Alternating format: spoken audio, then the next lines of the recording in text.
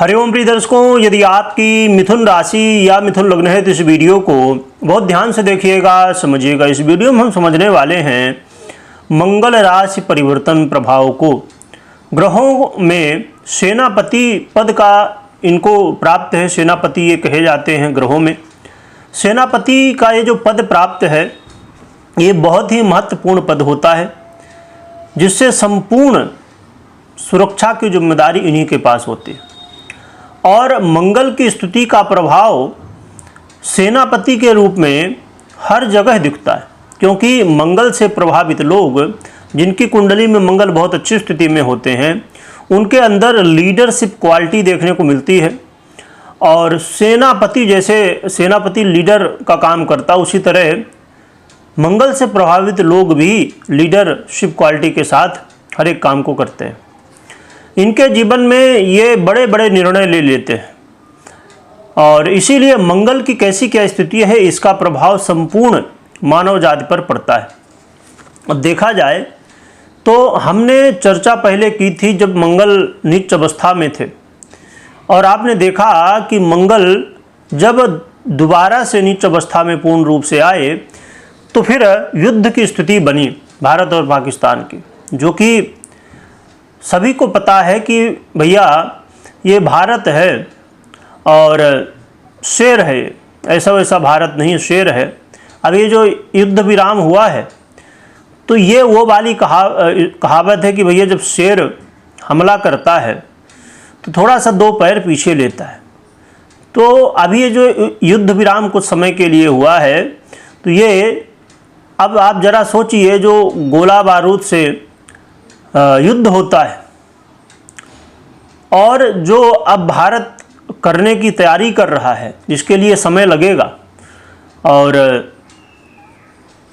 आपने सुना होगा बहुत सारी वीडियो में कि अब वाटर स्ट्राइक होगी, और ये स्ट्राइक कर यदि कोई विचार करे बहुत गहराई से तो ज़रा सोचिए क्या हाल होंगे पाकिस्तान के। तो इसीलिए बेहद ज़रूरी है कि हम भी अपने जीवन में, और जो मंगल से प्रभावित लोग होते हैं वो लोग इसी तरह के प्रभाव दिखाते हैं। मोदी जी भी इसी से प्रभावित है और हमारा भारत भी इसी तरह प्रभावित है, क्योंकि ये भारत शेर है, और शेर में क्या होता है, एक अच्छी एनर्जी, और मंगल कौन है, एनर्जी है। चलिए हम आगे ग्रह स्थिति में चर्चा करते हैं। अब बुरी तरह मंगल फंसने वाले हैं। क्यों बुरी तरह फंसेंगे मंगल? क्योंकि प्रिय दर्शकों 7 जून को मंगल का राशि परिवर्तन हो चुका है। 7 जून को ये परिवर्तन जो हुआ है, परंतु एक चीज़ और भी, 12 तारीख से मंगल तो ही हैं, 7 तारीख से ही बदल जाएंगे, परंतु 12 तारीख से गुरु भी अस्त हो जाएंगे, क्योंकि गुरु का बल बड़ा महत्वपूर्ण होता है। तो अब गुरु भी अस्त हो जाएंगे तो फिर इसका प्रभाव मंगल का जो है तो बढ़ जाएगा। इसीलिए 12 तारीख बड़ी महत्वपूर्ण हो जाएगी। अब मंगल फंसेंगे कैसे बुरी तरह? क्योंकि मंगल पहले अभी लगभग 7.5 महीने से अधिक का समय था, ये 7 महीने 18 दिन, तो ये नीच अवस्था को प्राप्त थे, कर्क राशि में गोचर कर रहे थे। परंतु अब ये 7 जून से अब सिंह राशि में आ चुके हैं। तो सिंह राशि में गोचर करना मंगल का बहुत अच्छा है, और सबसे बड़ी बात यह है कि ये नीचत्व से बाहर आ चुके हैं, ये भी बहुत अच्छी बात है। गुरु के साथ लाभ का संबंध बन रहा है, ये भी बहुत अच्छी बात है। परंतु ये फंसेंगे कैसे? क्योंकि जब सिंह राशि में ये आ रहे हैं तो केतु पहले से ही विराजमान है यहाँ पर, तो यहाँ पर अंगारक योग का निर्माण होगा, ठीक है। और साथ में राहु भी देख रहे होंगे मंगल को, और मंगल राहु को, विचार करिए। और शनि के साथ षष्टक योग बनेगा। जरा सोचिए, शनि इस समय मीन में है, और सभी लोग जानते हैं कि मीन में शनि का क्या प्रभाव था, और लोगों ने सुना होगा जब इनका परिवर्तन हुआ था। और अब मंगल पुनः से शनि का सहयोग करने के लिए षष्टक योग में आ चुके हैं। तो इसीलिए ये जो समय षष्टक योग का रहेगा, षष्टक योग का समय यही 7 तारीख से लेके और 28 जुलाई 7 जून से लेके 28 जुलाई तक का समय होगा, ये षडाष्टक योग बना रहेगा। और ये जो अंगारक योग है वो भी 28 तारीख तक रहेगा, क्योंकि उसके बाद मंगल परिवर्तन कर लेंगे और सिंह से कन्या में चले जाएंगे। तो ये जो समय है बड़ा महत्वपूर्ण है और इसे समझने की है कि जहाँ मंगल सिंह में आए हैं, जहाँ गुरु का बल इनको प्राप्त हो रहा था, क्योंकि ये लाभ के संबंध में थे, वहीं गुरु अब अस्त भी हो जाएंगे पश्चिम में। तो ये गुरु का बल 12 तारीख से इनका खत्म हो जाएगा, तो 12 तारीख से बुरी तरह फंस जाएंगे मंगल। तो क्या कैसा प्रभाव होगा इसे हम विस्तार से जानते हैं। मिथुन की हम यदि चर्चा करें तो ये आपके आय भाव और आपके षष्ठम भाव के अधिपति होके, और वर्तमान में जब सिंह में गोचर करेंगे तो ये आपके तृतीय भाव में गोचर करेंगे। यहाँ पर मंगल को बल मिल जाता है, यहाँ इनके पास कारक तत्व प्राप्त है तृतीय भाव का। तो इसकी वजह से कैसे क्या प्रभाव होंगे, क्योंकि इनके पास दृष्टियाँ भी 3 हैं। एक तो ये सप्तम दृष्टि तो प्राप्त ही है, चतुर्थ भी है और अष्टम भी प्राप्त है। तो कैसा क्या प्रभाव देंगे, चलिए जानते हैं, समझते हैं क्या कैसा जीवन में बदलाव आएगा। मंगल का जो परिवर्तन है प्रिय दर्शकों, ये आपके जीवन में यदि आप कर्ज में, लोन में फंसे हुए हैं तो इसे खत्म करने के लिए बहुत अच्छा समय है। कर्ज को यदि आपने कर्ज लिया है पहले से तो इसे खत्म करने के लिए बहुत अच्छा समय है। परंतु कर्ज लेना या देना ये बहुत मुश्किल हो जाएगी। किसी को यदि आप कर्ज देते हैं या कर्ज आप खुद लेते हैं कहीं से, तो ये समस्या हो जाएगी। इस ऐसी स्थिति में फिर हम कई बार सुनते हैं, और आपने कभी सुना होगा कि भैया कर्ज बहुत कोशिश कर रहे हैं पर नहीं चुक रहा है, ख़त्म ही नहीं हो रहा, कुछ न कुछ ऐसी प्रॉब्लम आ जाती है। तो इसीलिए इस समय जब तक मंगल अभी यहाँ पर शुंग में है तब तक आपको कर्ज लेने से या कर्ज देने से बचना, हाँ कर्ज खत्म करने के लिए आप प्रयास कर सकते हैं। थोड़ा सा स्वास्थ्य का भी ध्यान रखिए, और स्वास्थ्य का ध्यान रखेंगे तो सब कुछ बढ़िया, क्योंकि स्वास्थ्य यदि हमारा अच्छा है तो बहुत अच्छी बात है।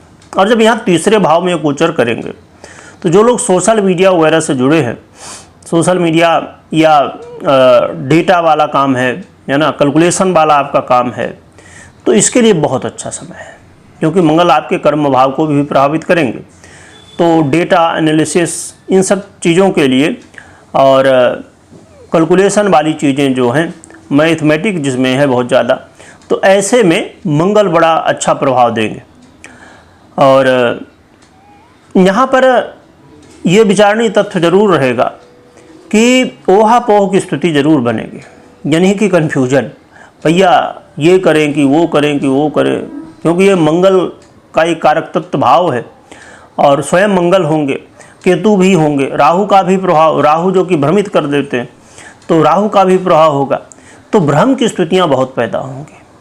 व्यक्ति ऐसे में जो कि ये मिथुन राशि है या आपकी लग्न है, तो ये बहुत अच्छी जो है तो स्थिति मानी जाती है मिथुन वालों की, कि निर्णय लेने में कन्फ्यूजन नहीं हुआ करता है इनके, है ना। परंतु क्या है कि दुस्वभाव तो है ही है।